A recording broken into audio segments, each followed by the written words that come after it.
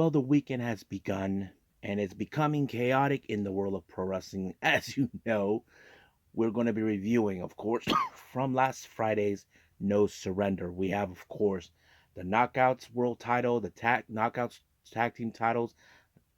I think we have about five titles being defended, and of course, in very special matches in TNA's No Surrender. So I'm looking forward to review that. And then we move to Japan for ChocoPro 356, featuring three matches, two singles match and a trios match. And then we move on, of course, with the final day of New Beginning in Sapporo with New Japan Pro Wrestling. We have, of course, the last five matches featuring, of course, LIJ versus Just Five Guys. So that's going to be a very interesting matchup we're going to see. And then, of course, we move on finally with AEW Collision. We have some interesting matches that also will be taking place. FTR, as you know, are sending a direct message to the BCC. But however, the main event features Bryan Danielson taking on Jun Akiyama, one of the pillars of All Japan Pro Wrestling. And then we cap it up with a very small news updates with two updates on two different promotions, and then of course a very development if you guys are Minoru Suzuki fans. So let's get ready for another episode of the Deleted Wrestle Zone.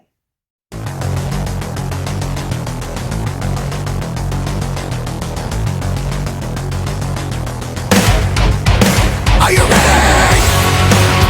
Get up, get up! Get up, get up! Get up, get up! Get up, get up! Get up, get up! Get up, get up! Welcome everybody to Deleted Wrestle Zone, all things that is pro wrestling with AEW, NXT, New Japan Pro Wrestling, TNA, the National Wrestling Alliance, various promotions, wrestlers, matches, and championships. I am your host, J-Rod here. So, if you are new to the channel, welcome. This is a channel where we do a lot of pro wrestling reviews, reviewing from various promotions, not only here in the United States, but also in Japan, Mexico, Canada, Europe, the UK, anywhere in the world where pro wrestling is not as big, but it continues to grow.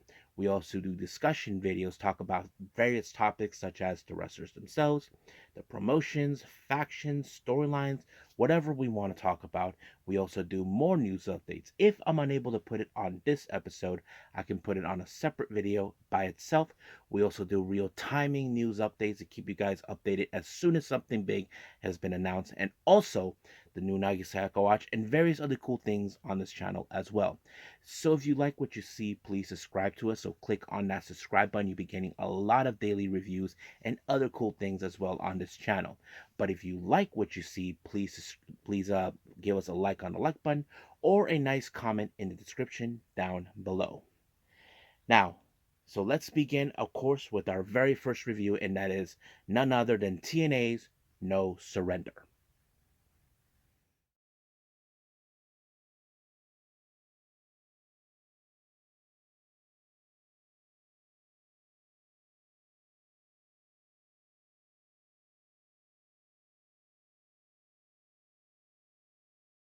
All right. So let's begin with TNA No Surrender. Now, this took place this past Friday. I apologize to those people who probably was expecting me to review this one, but however, certain circumstances did not allow me to review it in time. But I decided, what the hell, let's do this on this episode instead. Now, normally we don't do the kickoff shows or the pre-shows, however you want to call it. It started out with, of course, Speed Mountain, consisting of Mike Bailey and Trent Seven, taking on the Rascals. Now, this whole thing started after, of course, Steve Maclin decided not to get themselves involved, decided to tell Nick Bennett not to step on his turf. And of course, the Rascals get involved, and then Mike Bailey confront him, so does Trent Seven. However, you would think that this match was going to be a lot more simpler because, as you know, Speedball Mountain has been attempting to show what they're made of. However, out of nowhere during the match, Effin Macklin shows up and chop block uh, Mike Bailey in order for them to pick up the win. And of course, it was won by submission thanks to Miguel and picked up the win. However, you know that this is not going to be over. I wouldn't be surprised if Nick Menace shows up and shows Steve Macklin that he does belong in TNA, because we all know what he has in his possession, and that is the IWGP Global Heavyweight title. But we'll see when that day comes. Now, as you know, one of the title matches involving is, of course, the System versus Alex Shelley's closest friend, Kushida, and his protege, um, Kevin Knight. So basically, this is more of the show that the System works in their favor. So, of course, it's Eddie Edwards and Brian Myers versus Kushida and Kevin Knight. Now, you would think that this is going to be a good match in every way possible. And, of course, Alicia Edwards will try to get involved. But unfortunately, it was the Boston Knee Party by Eddie Edwards onto Kevin Knight to pick up the win. So, however, we will see what happens later on. Now, this next match has a huge title implication. Whoever walks out of this match, this is part of the main card, just to put it on record. Whoever walks out of this match will get a shot against Moose at Sacrifice. It's between Eric Young and Frankie Kazarian, two TNA originals. Now, you know, Frankie Kazarian at the start of the year turned his back on Eric Young and attacked him. And now you know that this is a match that Frankie Kazarian would desire to have a shot of the TNA World title. However, that match did not go exactly according to plan, because Eric Young, on the other hand, did a crucifix and picked up the win. However, Frank Kazarian during the post-match took his frustrations out on the ref, beating the crap out of him. The officials and security tried to stop him. I wouldn't be surprised if Frankie Kazarian gets fined for attacking the ref, because you know he would have loved nothing more than have a shot of the TNA World title. Now, our next match, this is the final match of the 2 out of best 3 series for the TNA World Tag Team titles. We have the Grizzled Young Veterans versus ABC. Now, the Grizzled Young Veterans, we all know the reputation that they have always declared themselves as one of the best tag team champions, but they feel that those titles are meant for guys like them. But not to mention, they called, of course, the ABC, how do I say this, just rookies, because they have been a stable tag team. Don't get me wrong, but of course, we know the Grizzly Young Veterans will try to use whatever way possible to derail the ABC, which would have been in their favor. But unfortunately, it was the 1-2 suite that made the deal onto James Drake, for the ABC to retain the titles. So that's a great moment from there.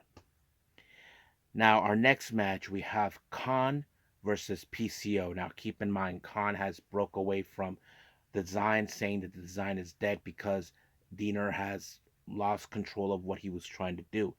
But, however, he got in the face of PCO. Now, of course, Khan will do whatever it takes to break PCO to show him that he is human. However, Khan decided to use a chair on PCO, resulting of the disqualification match. However, this match kept on going and going. There was no way I believe this match is going to end with, of course, a DQ. But, however, I think they're telling the story as Khan, who's trying to prove that he is the baddest man on the planet. He's facing a man who will never die. So I'm sure they will come back to it at another time. But at the moment, that's how it ends. Now, our next match is for the TNA Knockouts World Tag Team titles. MK Ultra consisted of Masha Slamovich and Killer Kelly issued the rematch clause against the returned Decay, Rosemary, and Havoc. Now, as you know, these girls, this this took place back in Hard to Kill. Of course, they were determined to get their titles back, but the real question, how would they do it? But they were able to isolate Rosemary away from Havoc, but enough time for, of course, Masha Slamovich to apply the snowplow. 1, 2, 3, it's over. They retain the titles. But as soon as the match was over, in the post-match, MK Ultra attacked Decay, and of course, Jody Threat and Daniel Luna showed up to save the day, basically to repay a favor to Decay for saving them the last time against MK Ultra. So, as you know, MK Ultra did stated whoever walks out as the winners of this match, they will take first crack at the TNA Knockouts World Tag Team Champions. So that could be coming soon. Now, our next match is a bit of the rivalry between Simon Gotch and Josh Alexander. Now, their history dates back 5, 6 years ago when Scott D'Amore was present and he gave Josh Alexander, of course, his first wrestling contract. So Simon Gotch feels that he was left out, that because he feels that because of him, it was him who actually gave the success to Josh Alexander. But however, Matthew Renwell made an excellent point about Gotch. We know he's a submission specialist. He probably will go after the injured arm and the neck of Josh Alexander as a weak spot. However, we know Josh Alexander is resilient. He refuses to stay down no matter what. But it only took a C4 spike to put away Simon Gotch and picked up the win. Now in the back, while Rich Swann was watching one of his best friends winning his match, he's approached by AJ Francis, once again, who is trying to determine to be his next benefactor. Of course, Swann, he has no interest, but AJ Francis is not willing to give up till he gets what he wants. But we'll see where that leads. Now, this next match is a very interesting one.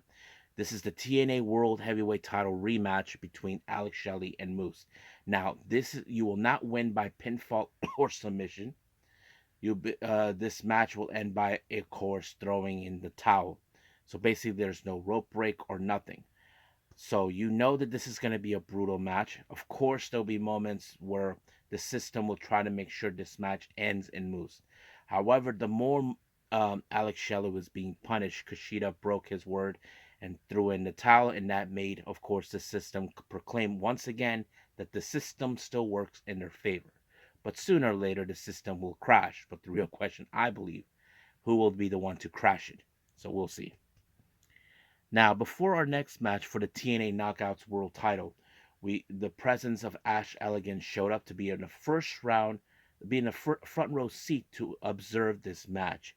It's between, of course, Giselle Shaw, our number one contender, versus Jordan Grace. Now, keep in mind, Giselle Shaw, who decided to end things with the Shaw Taraj after screwing things up for her, she decided to go on her own. But man, she actually put Jordan Grace to the limit. Not to mention a Spanish fly outside the ring. I mean, that must have hurt like hell. I mean, you probably would know what that like if you were a wrestler. I mean, I would be in so much pain. And of course, Ash Elegance is enjoying what she's seeing. I think Ash Elegance, in my opinion, is hoping Giselle Shaw defeats Jordan Grace so she wouldn't have to confront her. However, that didn't do exactly any favors because it was Jordan Grace with the Juggernaut driver that put away Shaw and retained the belt, and of course Ash Elegance left.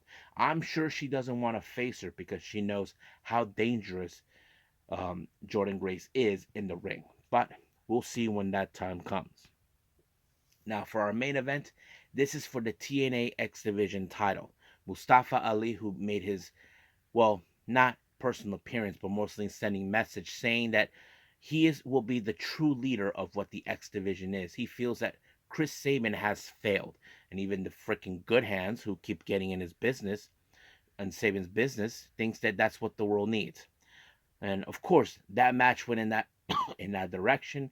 Good hands gets involved, and of course, I'm not sure what Mustafa Ali's security group are trying to do, but I mean, I think these guys should have just stopped the good hands from getting involved. But however, um, Mustafa Ali was able to put away Chris Sabin, and when he applied the 450 splash, becoming the new TNA X Division champion. So I think this is a good thing to see from Mustafa Ali, but I wouldn't be surprised that sooner or later Chris Sabin will cash in his rematch clause, and I'm sure the good hands would stop at nothing to stop him because they feel that change needs to happen. But we'll see. So we'll find out what happens on this coming Thursday. But for right now, let's move on to ChocoPro.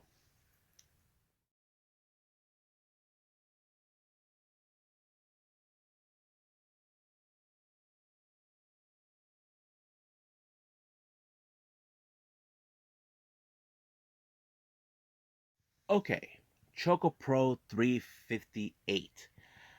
It opened up with Chico Shikawa giving the guys the greetings and, of course, the lowdown of each of the matches. Now, our very first match, we have this guy named Hajime. Now, I don't know who this guy is. He faces against Masahiro Takanashi.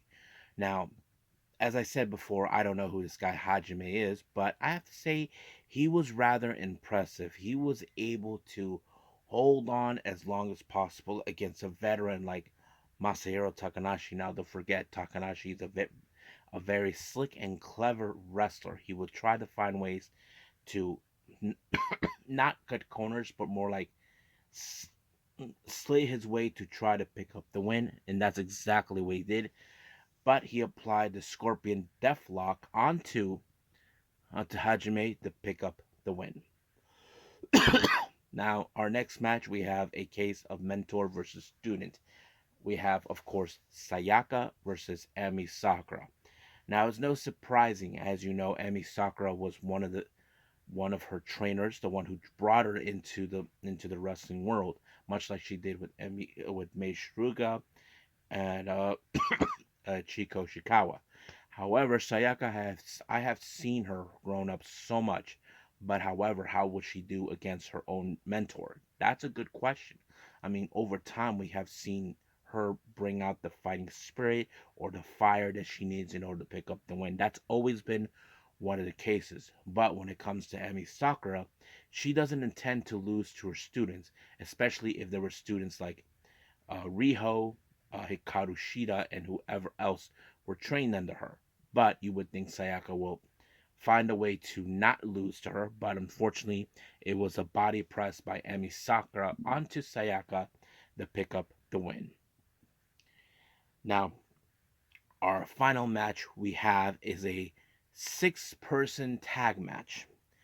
Team number 1, we have Sayaka Obihiro, Tokiko Kirihara, and of course Lee Yoneyama Makayo, which is Coyote Yona's character. They face off Hoshitango and of course the Best Bros, Meishuruga and Balinaki. Now this is the first time I see Hoshitango team up the Best Bros. I know that in the past he has faced across them. He even had to deal with Meishuruga's shenanigans in the past, but I like to see how they would work together. Not because, I think it's very strange, because I think it's kind of interesting because Hoshitango is a Argentinian big dude who was a sumo wrestler who's been living in Japan.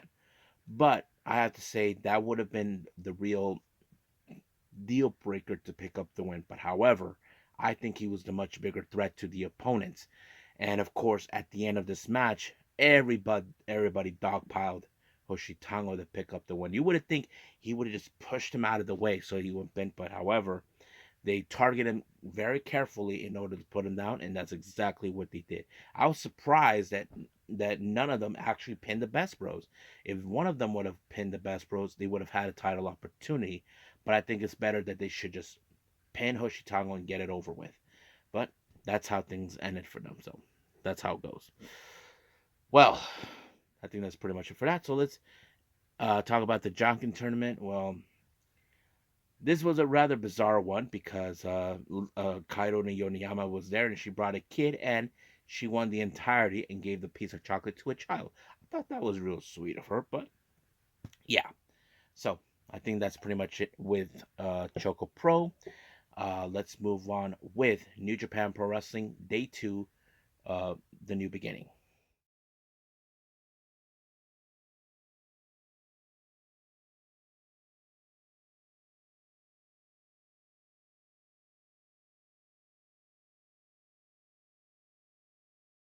Okay, Day 2 of New Japan Pro Wrestling's The New Beginning in Sapporo. As you know, we have a brand new, well, the IWGP Junior Heavyweight title, and of course, the Global Heavyweight title. So that's one good thing. Now, however, it begins with a 5-man tag team match. We have Shota Umino, Bolton Oleg, Yo Togi Makabe, and El Desperado taking on the House of Torture. Yoshinobu Kanemaru, Yujiro Takahashi, Ren Narita, Sho, and Evil. Now, you know Sho is mocking Desperado for stealing his belt, calling him, "You're nothing but a pure bastard, so go in the back of the line." And Evil saying that I purified, of course, the never open weight title because he declares Shota Umino as an evil person. BS, he's not evil. Evil is evil. But however, this match would have gone with the tactics and antics of House of Torture to pick up the win. That would have been the real deal breaker. But however, it was of course Shota Umino who got his retribution against House of Torture when he applied the Death Rider uh, on Kanemaru. But however, the best moment after the match was over during the post match, Yo stole Sho's belt. While Sho is arguing with Despy, Sho took his belt and he didn't realize it until he realized he ran after him like a little girl, saying, "You stole my belt." And of course, Sho would stop at nothing. It's an eye for an eye. Yo knows this is what you've been looking for this entire time. And he would stop at nothing. Like I said before, I wouldn't be surprised if Yo will be the next challenger. And I'm sure Sho will not do it, but Yo will get him otherwise. He'll probably play his dirty game. I would see that. But however, out of nowhere, when everybody exited the ring, Shota Umino saw a surprise video, and it's none other than Jack Perry, better known as the Scapegoat. So as you know, he's targeting Shota Umino, so we don't know what that means, but he did say that he'll beat him like a bitch. We'll see. Now our next match, I think this is the final match of Okada, I think. We have the United Empire, Calvin Newman, uh, Francisco Caro, Jeff Cobb, and Great Khan. They team up with the newly crowned New Japan World Television Champion, Matt Riddle. They take on Chaos's Toru Yano, Yoshihashi, Hiroki Goto, and Tomohiro Ishii, and Kaguchika Okada. Now, don't forget, each of these guys are in Chaos, bringing a different type of personality. Yano being the trickster of the group, Yoshihashi and Hiroki Goto, one of the best tag teams, Tomohiro Ishii, one of the baddest men, and then don't forget the Rainmaker. So that was a played out match. However, it was, of course, once again the Rainmaker that made the real difference when he applied it against Newman, and that was pretty much it. And Okada did a little farewell promo. So basically, this is the last time we'll ever see him. I know there's many fans, especially the WWE loyalists or fan base, to believe that Okada will be making his way. But there are those that are confident that think that he makes his way to AEW. So we'll see where that happens. Now, before the next start of a match, we saw the arrival of Yado in his referee outfit. So I don't know what was that all about. But man, he looked great. And of course, they asked, Chris Carlton was saying, when did he got his referee license? Well, who knows? But this was an important match. As you know, Tama Tonga is also leaving too. So the idea, Yado thought, since you and your brother were the original GOD, let's have you guys face the new version of GOD. New versus old, of course. And it was a pretty good match. I'm not gonna lie, because you know that the GOD. I mean, I was surprised that Tama and his brother Tonga went back to their old roots. They even used their old theme, and not to mention, they even brought back the paint face war makeup. I mean, I missed that out of Tama a lot. I mean, that's who he was, and I thought it was fantastic.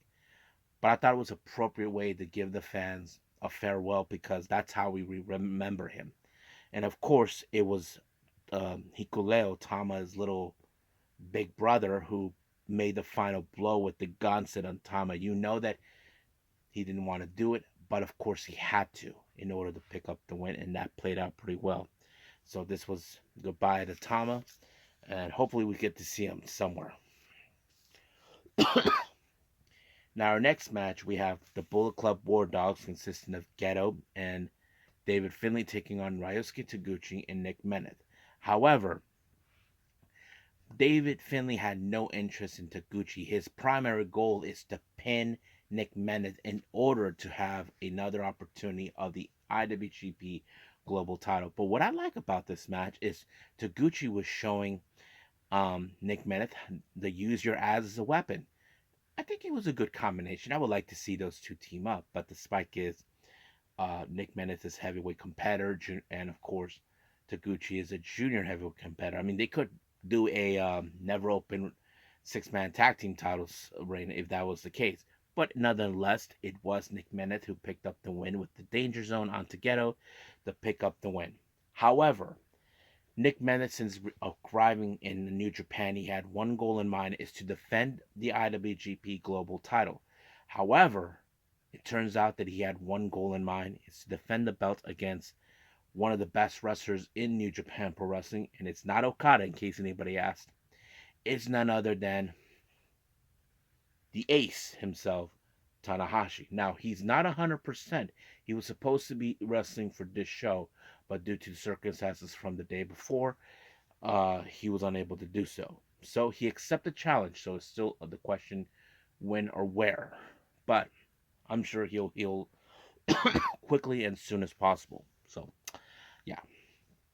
Now, the next remaining matches, all 5 of them, this is more of a LIJ versus just 5 guys type of thing. Our first match, we have Taka Michinoku versus Bushi. Now, we know these two have confronted each other before, but it was Taka Michinoku who picked up the win against Bushi. Now, you would think that Bushi would not pick up a win against a guy like Taka Michinoku, but unfortunately, it was Bushi with a modified figure 4 onto Taka Michinoku to pick up the win. So that put LIJ at 1 point at the moment. Now, our next match, this was a match I think many fans were hoping for. Doiki versus Hiromu Takahashi. No one hasn't forgotten that it was, of course, Doiki who pinned Hiromu. People have always been behind Doiki the entire time. And, of course, Hiromu losing to Doiki put him in a temper tantrum, crying like a little girl, and Sonata was telling Naito, "What's wrong with your boy?" So I haven't forgotten about that. But I have to say, this was an incredible match, seeing Doiki and Hiromu.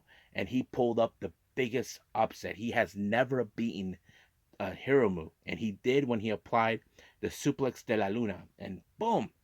Just like that, he defeated Hiromu Takahashi, one of the top talents of the junior heavyweight division in New Japan. I say I would love to see Doiki move up the ladder of the junior heavyweight division. That is exactly. He should win the IWGP junior heavyweight title. That is something we definitely need to see. Now, our next match, these two guys are no strangers to each other, Taichi and Shingo Takagi. Now, these two guys have fought each other for the KOP title before in the past. They have gone toe-to-toe many times. But, however, this is Sapporo, the hometown of Taichi. Will you think that will be the moment where Taichi has met his match? He's the kind of guy who never loses in his hometown in Sapporo. But it was the dangerous backdrop that ended things for Takagi, but for Taichi to pick up the win. Now, our next match, this is the hair versus hair match between 2 former young lions who were in the same class together. We're talking about Yuya Uemura and Yota Tsuji. Now, don't forget, back in January last month, we saw Yuya Uemura defeat Yota Tsuji. Yota Tsuji hasn't forgotten the humiliation that he suffered in the hands of a guy like Uemura. Now, we all know Yota Tsuji is talented. He is one of those guys that could definitely be the future of New Japan Pro Wrestling.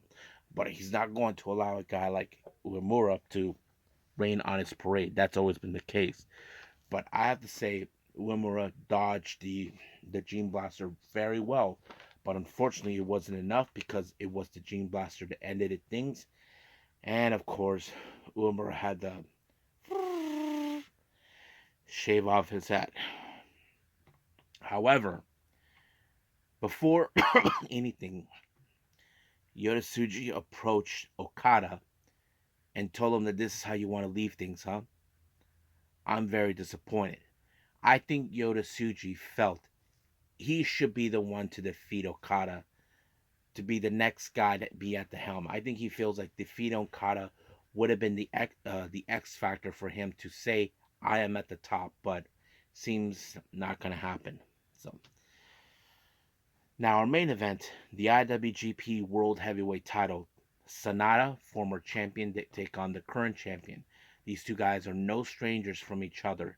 As Sanada is a former member of Lij, you know that he knows exactly the kind of movesets that Tetsuya Naito would do, and the same thing with Naito. So basically, they would think how to outstage each other, but however, Naito, who was a bit more clever and a bit more crafty, was able to apply an inside cradle to retain the title. And of course, did a promo, then he invited Okada. So I don't know what that was about, but it was a pretty good match towards the end. And we'll see what happens with Naito. As we know, he probably will be facing against Moxley at Windy City. And I think that's pretty much it. So right now I think we're done with New Japan. So let's move on with our final review, AEW Collision.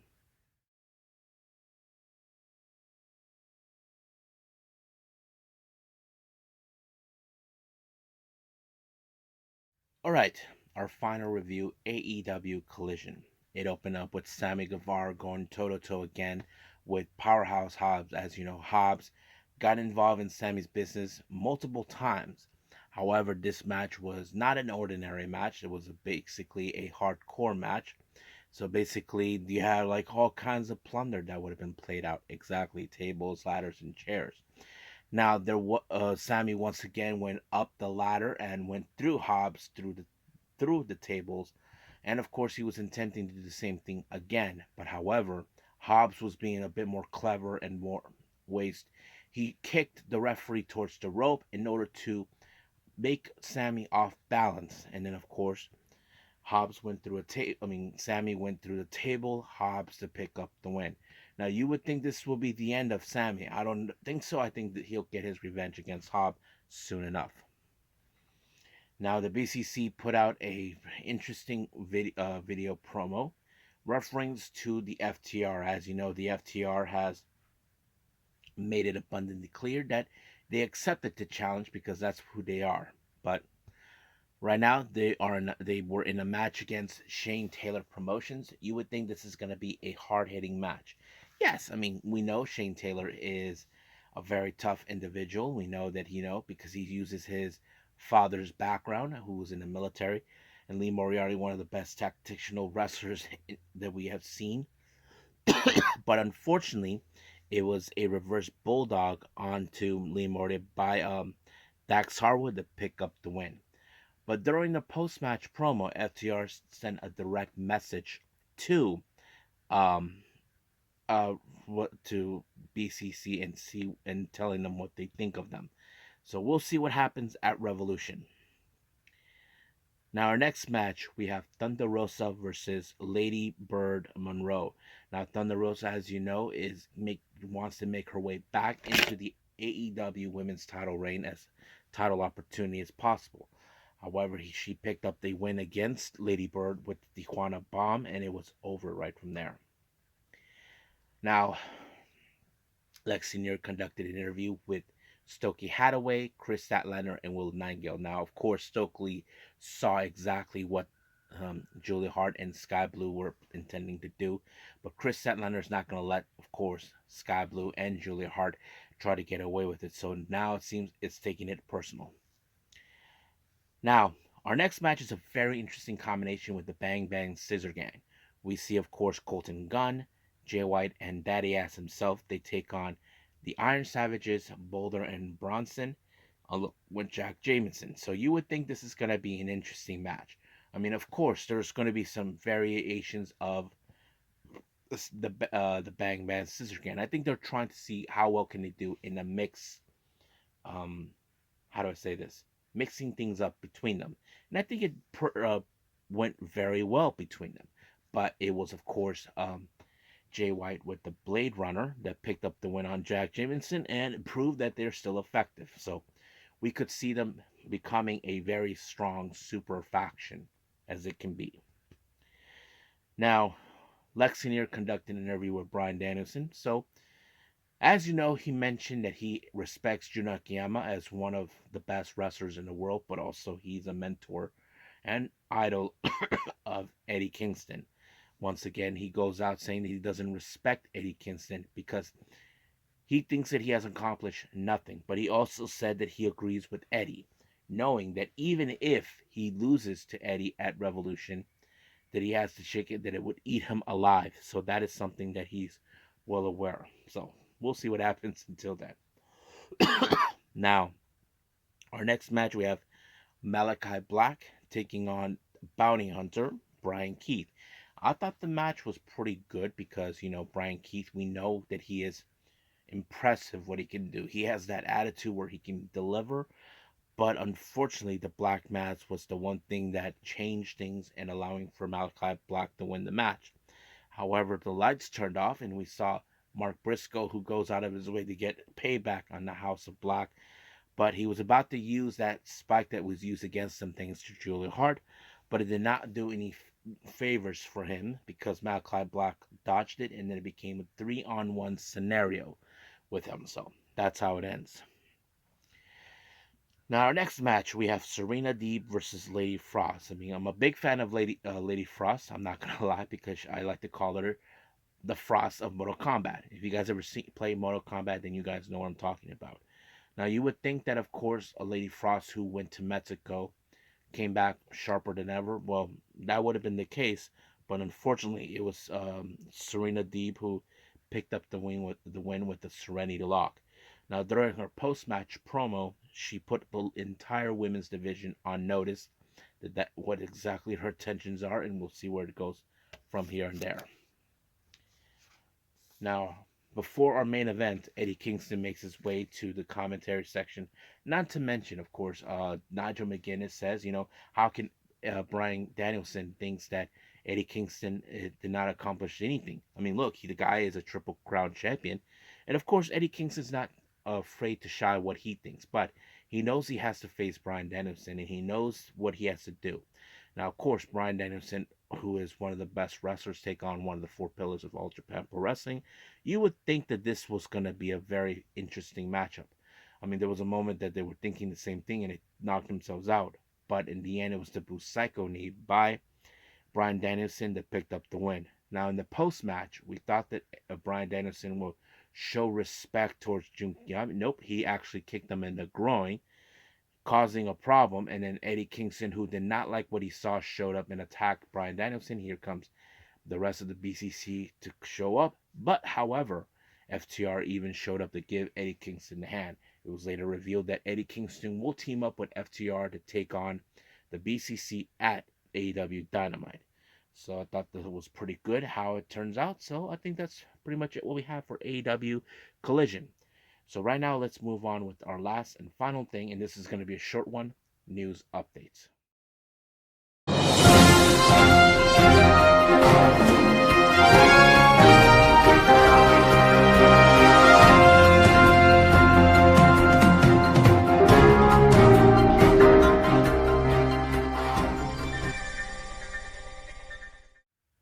Okay, so welcome to our news updates. As if I said it before, this is going to be a very short one. Now let's begin with the promotions that's coming up. Now, as you know, for next month, next month in March, we have the Marvelous Coast, the collaboration between Marvelous and West Coast Pro.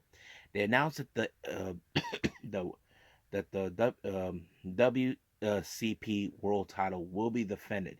Starboy Charlie defends his belt against Kevin Blackwood. Now, if you guys remember, Kevin Blackwood attacked Starboy Charlie, so it doesn't take a true genius to figure out he wants his belt. It looks like that's going to happen. Now, Kitsune Women's Wrestling, as you know, has been dealing with a lot of setbacks due to some bookings. Well, they announced that Magenta from Marvelous, Maria and Riko Kawahara will be making their appearance. I'm pretty sure that the promoter, who I know, no, not personally, but I know of him, he probably would have want them to be there. So yeah. I think that's pretty much with the promotions. Let's begin with some interesting developments. Now, I'm sending this as an interest to many of my subscribers. Now, have you guys ever attended any independent promotions or the big independent promotions in your regions? If you want Minoru Suzuki, it was announced by Rocky Romero on his X account that now Minoru Suzuki is accepting international bookings. I don't care if you're from here, the UK, France, Australia, New Zealand, wherever. So they're saying that he's accepting bookings.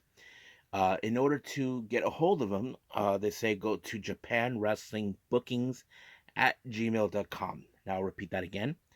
Japan Wrestling Bookings at gmail.com. So I'll put that in the bottom right here so you guys can talk to your respected regions of indie promotions if you guys want them there. So we'll see what happens. So I think that's pretty much it. So let's just call it a day. Well, I hope everybody enjoys this episode coming up.